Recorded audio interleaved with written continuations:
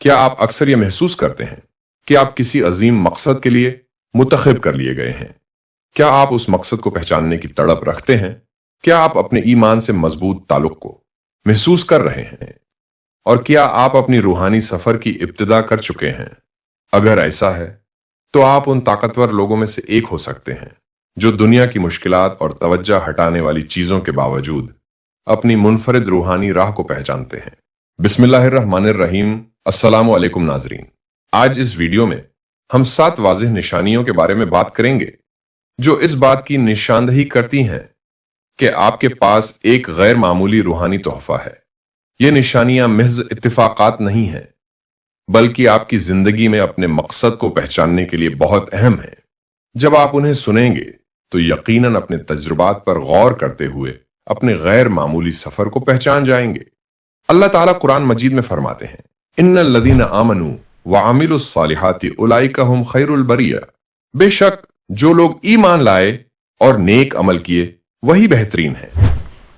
تیار رہیے کیونکہ ان نشانیوں کو سمجھنا آپ کے لیے اور آپ کے اطراف کے لوگوں کے لیے سب کچھ بدل سکتا ہے۔ آئیے آج اس راز سے پردہ اٹھاتے ہیں کہ آپ اپنے روحانی سفر میں کہاں کھڑے ہیں اور کیا آپ بھی ان خوش نصیبوں میں سے ہیں جنہیں اللہ نے چن لیا ہے۔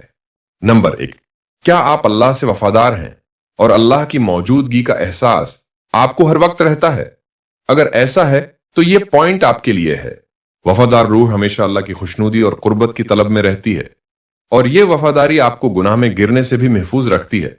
جانتے ہیں اللہ سے وفاداری کیا ہوتی ہے اور وہ کیسے اللہ کی موجودگی کا احساس دلاتی رہتی ہے، اور کیسے آپ کے تعلق کو اللہ کے ساتھ مضبوط کر کے زندگی گزارنے کا طریقہ سکھاتی ہے۔ ان تمام سوالوں کے جواب اس چھوٹی سی حدیث سے سمجھتے ہیں۔ نبی محمد صلی اللہ علیہ وسلم نے فرمایا، اللہ کے نزدیک سب سے زیادہ محبوب اعمال وہ ہیں جو مستقل کیے جائیں، چاہے وہ تھوڑے ہی کیوں نہ ہوں۔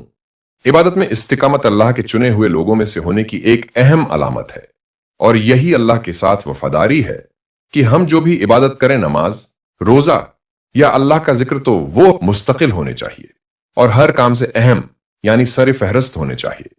ہم تھوڑی ہی عبادت کریں لیکن خلوص کے ساتھ اور مستقل کریں تو اس کا بے حد اجر ہے۔ یہ دل کو پاک کرنے کے ساتھ ساتھ اللہ سے تعلق کو بھی مضبوط کرتی ہے اور آزمائشوں کے خلاف ایک ڈھال کے طور پر کام کرتی ہے، جس سے آپ اپنے ایمان میں مستقل رہتے ہیں۔ آپ عبادت میں سکون پاتے ہیں، یہ جانتے ہوئے کہ ہر نماز، ہر تلاوت اور ہر لمحہ ذکر آپ کو اللہ کی رحمت اور رہنمائی کے قریب تر لاتی ہے۔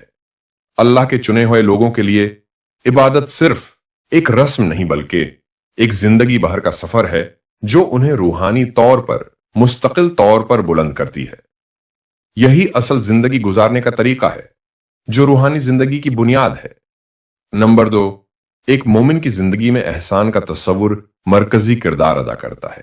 حضرت محمد صلی اللہ علیہ وآلہ وسلم سب سے زیادہ رحم دل اور سخی تھے، ہمیشہ ضرورت مندوں کی مدد کرنے کے لیے تیار رہتے تھے، اور انہوں نے اپنے ماننے والوں کو بھی ایسا کرنے کی ترغیب دی۔ انہوں نے فرمایا، لوگوں میں سب سے بہتر وہ ہیں جو دوسروں کے لیے سب سے زیادہ فائدہ مند ہیں، لہٰذا جو لوگ چنے جاتے ہیں وہ دوسروں کی مدد کرنے کی گہری محبت اپنے اندر رکھتے ہیں۔ یہ دوسروں کی مدد کرنے کی فطری خواہش اکثر ہمدردی اور مہربانی سے پیدا ہوتی ہے جو اللہ سے جڑے دل والوں میں نظر آتی ہے، چاہے یہ صدقہ دینا ہو، مشورہ دینا ہو یا کسی مشکل لمحے میں کسی کے ساتھ ہونا ہو۔ آپ فطری طور پر دوسروں کے لیے سکون اور حمایت کا ذریعہ بننے کی کوشش کرتے ہیں۔ یہ بے لوث خدمت آپ کے روحانی تعلق کی عکاسی کرتی ہے، کیونکہ یہ آپ کی خواہش کو ظاہر کرتی ہے کہ آپ اسلام کی تعلیمات کو روزمرہ کی زندگی میں اپنانا چاہتے ہیں۔ آپ دوسروں کی مدد کر کے خوش ہوتے ہیں۔ اس بات کی پہچان دنیاوی انعامات سے نہیں چلتی بلکہ اللہ کو خوش کرنے اور حضرت محمد صلی اللہ علیہ وآلہ وسلم کی مثال پر عمل کرنے کی مخلصانہ نیت سے چلتی ہے۔ آپ تسلیم کرتے ہیں کہ دوسروں کی خدمت عبادت کی ایک شکل ہے اور آپ اللہ کے انعام کے سوا کوئی معاوضہ نہیں چاہتے۔ یہ نیت کا خالص ہونا اس بات کی نشانی ہے کہ اللہ نے آپ کو چن لیا ہے، جیسا کہ اللہ قرآن میں فرماتے ہیں، اور وہ کھانا کھلاتے ہیں اس کی محبت کے باوجود مسکین، یتیم اور قیدی کو۔ کہتے ہیں کہ ہم تمہیں صرف اللہ کی رضا کے لیے کھلاتے ہیں، ہم تم سے نہ بدلہ چاہتے ہیں نہ شکریہ۔ نمبر 3، آزمائشیں اللہ کی طرف سے امتحان سمجھی جاتی ہیں اور وہ خاص طور پر ان لوگوں کے لیے اہم ہیں جن سے وہ محبت کرتا ہے اور ان پر اپنا فضل فرماتا ہے۔ نبی محمد صلی اللہ علیہ وسلم نے فرمایا، سب سے زیادہ سخت آزمائشیں انبیاء پر آتی ہیں، پھر نیک لوگوں پر، اور پھر ان لوگوں پر جو ان کی پیروی کرتے ہیں۔ اس کا مطلب یہ ہے کہ اگر آپ خود کو بہت سی آزمائشوں اور مشکلات کا سامنا کرتے ہوئے پاتے ہیں تو یہ اس بات کی نشانی ہو سکتی ہے کہ آپ اللہ کے منتخب لوگوں میں سے ہیں، اور ان آزمائشوں کے ذریعے اللہ آپ کو ایک بڑے مقصد کے لیے تیار کر رہا ہے۔ یہ آزمائشیں سزائیں نہیں ہیں بلکہ روحانی ترقی کے مواقع ہیں۔ یہ آپ کے دل کو پاک کرنے، آپ کے صبر کو مضبوط کرنے اور اللہ پر آپ کے انحصار کو بڑھانے کا ذریعہ بنتی ہیں۔ ہر چیلنج جن کا آپ سامنا کرتے ہیں، چاہے وہ مالی مشکلات ہوں، ذاتی نقصان ہو یا صحت کا مسئلہ، آپ کو اللہ کی طرف رجوع کرنے اور دعا کرنے پر مجبور کرتا ہے۔ ان امتحانات کے ذریعے آپ کا ایمان صاف ہوتا ہے اور آپ کو یہ احساس ہوتا ہے کہ حقیقی طاقت اللہ کی حکمت اور منصوبے پر بھروسہ کرنے میں ہے۔ مشکلات کا سامنا کرنا آپ کو قیمتی سبق سکھاتا ہے۔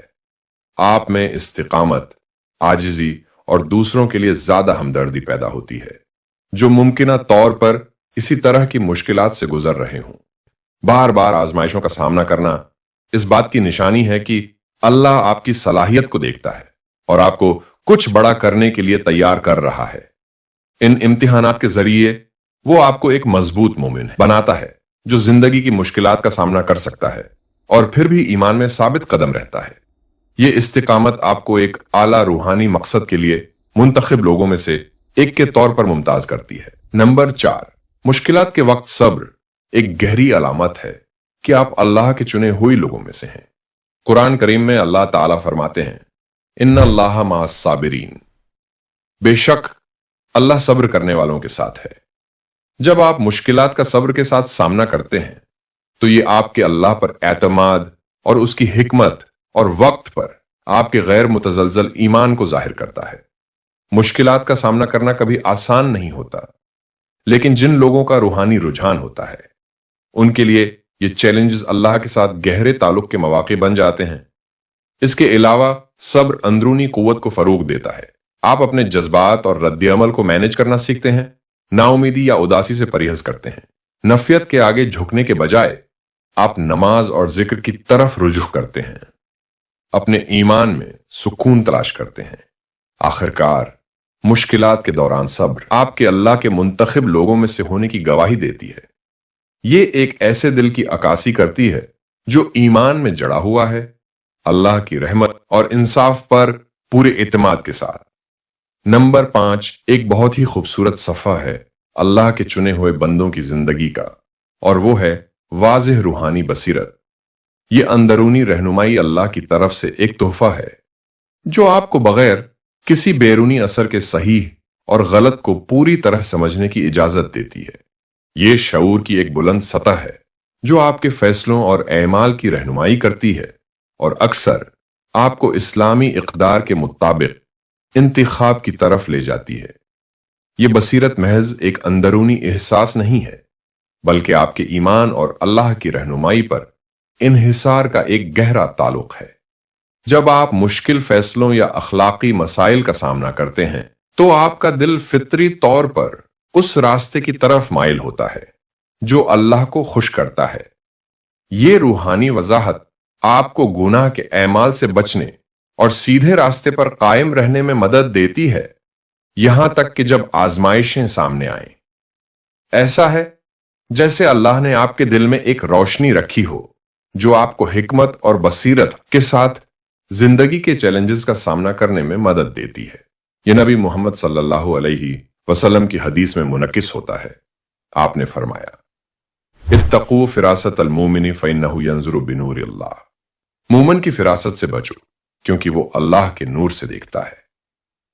اس کے علاوہ یہ بصیرت اکثر امن یا بے چینی کے ایک مضبوط احساس کے طور پر ظاہر ہوتی ہے جب آپ کچھ اعمال یا صورتحال پر غور کرتے ہیں۔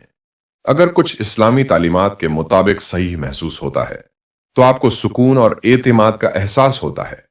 دوسری طرف اگر کچھ آپ کے روحانی اصولوں کے خلاف جاتا ہے تو آپ کو اندرونی بے چینی محسوس ہوتی ہے جو آپ کو اپنے انتخاب پر दोबारा गौर करने पर मजबूर करती है। ये बुलंद शऊर आपको अल्लाह की तरफ से मिलने वाले लतीफ इशारों को पहचानने में भी मदद देता है, जैसे आपकी दुआओं के नताइज या आपकी जिंदगी में होने वाले वाकयात जो इस बात की तस्दीक करते हैं कि आप सही रास्ते पर हैं। आपका रूहानी बसीरत वक्त के साथ साथ अल्लाह के साथ अपने ताल्लुक को इबादत, दुआ और गौर व फिक्र के जरिए गहरा करने के साथ तेज होती जाती है। ये अंदरूनी रहनुमाई एक ताकतवर इशारा है कि आप मुंतखब लोगों में से हैं जो अल्लाह की तरफ से खास तौर पर एक बड़े मकसद को पूरा करने के लिए पसंद किए गए हैं। नंबर 6, अगर आपके अंदर इल्म हासिल करने की शदीद प्यास है, खास तौर पर दीन के इल्म की, तो ये इस बात की अलामत है कि आप मुंतखब लोगों में से हैं, क्योंकि ये सच्चाई और समझ बोझ की तलाश दुनियावी ख्वाहिशात से नहीं बल्कि अल्लाह के करीब होने की गहरी रूहानी ख्वाहिश से पैदा होती है। ये ख्वाहिश की वह किस्म है जो आपको कुरान, हदीस या नबी सल्लल्लाहु अलैहि वसल्लम और उनके सहाबा की जिंदगियों के जरिए इस्लामी तालीमात के बारे में मजीद जानने पर मजबूर करती है। ये इल्म की ख्वाहिश महज इल्मी नहीं है, ये आपकी जिंदगी को मुतासिर करती है, आपके ऐमाल और फैसलों को शक्ल देती है।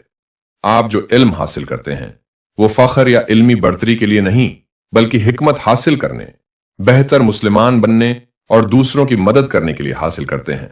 नबी सल्लल्लाहु अलैहि वसल्लम ने फरमाया, इल्म हासिल करना हर मुस्लिमान पर फर्ज है। जब आपका दिल इल्म की तरफ माइल होता है तो यह अल्लाह के फजल की अलामत है, क्योंकि इल्म के जरिए ही हकीकी ईमान और समझ बूझ हासिल होती है। इल्म की मुस्तकिल तलाश अक्सर आपको आजिजी की तरफ ले जाती है। जितना ज्यादा आप सीखते हैं उतना ही आपको अल्लाह की हिकमत की वुसात और अपनी कम इल्मी का एहसास होता है। ये आपको रूहानी तौर पर बढ़ने और अल्लाह के साथ अपने ताल्लुक को गहरा करने की तरगीब देता है। ये इल्म की ख्वाहिश आपको दूसरों के साथ अपने इल्म को बांटने की भी तरगीब देती है। उम्मत में फायदा मंद इल्म फैलाने के फर्ज को पूरा करती है। इस तरह मुंतखब लोग दूसरों के लिए रोशनी के मीनार बन जाते हैं, उन्हें सच्चाई और सीधे रास्ते की तरफ गामजन करते हैं। नंबर 7, नबी मोहम्मद सल्लल्लाहु अलैहि वसल्लम ने उम्मत में बाहिमी इत्तिसाल को यूं बयान किया, मुमिनीन की मिसाल उनकी बाहिमी मोहब्बत, हमदर्दी और हमदिली में एक जिस्म की तरह है। जब उसका एक हिस्सा दर्द महसूस करता है तो पूरा जिस्म दर्द महसूस करता है। यानी अल्लाह के चुने हुए लोग दूसरों की फलाह व बहबूद में मस्बत तौर पर हिस्सा डालने के लिए आगे आगे रहते हैं। उनमें मुआशरती जिम्मेदारी का मजबूत एहसास होता है, चाहे ये आपका वक्त देने, खैराती मकासद के लिए अतियात देने या सिर्फ एक अच्छे हमसाया होने की सूरत में हो। आप मुआशरत में अपना किरदार अदा करने की कोशिश करते हैं, चाहे वो अफराद को मुतासिर करे या वसीतर मुआशरत को। ये मुआशरती नुक्ता नजर उम्मत में इत्तेहाद और हमदर्दी को फरोग देता है। आपको अखलाकी फर्ज महसूस होता है कि जिन लोगों को मदद की जरूरत है, चाहे वो माली मुश्किलात या जज्बाती परेशानी का शिकार हों, उनकी मदद करें। ये इल्तिजाम सिर्फ हमदर्दी से आगे बढ़कर है, ये आपके ईमान और इस्लाम की तालीमात में जड़ पकड़े हुए एक अमली पुकार है। जैसे हम इख्तिताम की तरफ बढ़ते हैं, याद रखें कि इन 7 अलामात को पहचानना आपके ईमान की शुरुआत है। अपने खुसूसी तोहफात को कबूल करें और अल्लाह के साथ अपने ताल्लुक में नुमू पैदा करते रहें। अगर आपको ये वीडियो अच्छी लगी हो तो लाइक, शेयर और सब्सक्राइब करें ताकि आपका और हमारा ये मोहब्बतों भरा सिलसिला चलता रहे। आइए एक खूबसूरत दुआ के साथ इख्तिताम करें। प्यारे अल्लाह पाक हमें कुव्वत दे, हमारे ईमान को मजबूत कर और हमें इस जिंदगी में हमारा मकसद पूरा करने की रहनुमाई फरमा। आमीन। आज की वीडियो से मुतालिक अपनी दुआएं या तजर्बात नीचे कमेंट बॉक्स में शेयर करें। आपकी बसीरतें हमारी सोसाइटी में दूसरों को तहरीक दे सकती हैं। हमारे चैनल का हिस्सा बनने के लिए शुक्रिया। अल्लाह आपको बहुत सारी बरकत अता फरमाए। आमीन तुम आमीन।